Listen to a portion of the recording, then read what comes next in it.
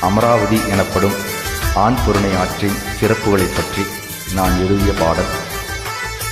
அமராவதி எனும் ஆண் பொருணை ஆறு புறநானூற்றில் இடம்பெற்றுள்ளது.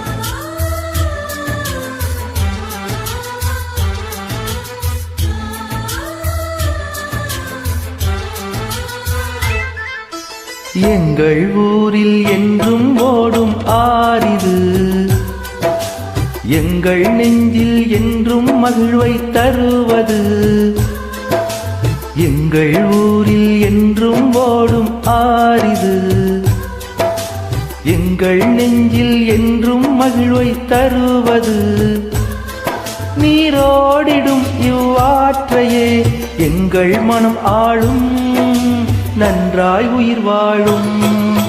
எங்கள் ஊரில் என்றும் ஓடும் ஆறிது, எங்கள் நெஞ்சில்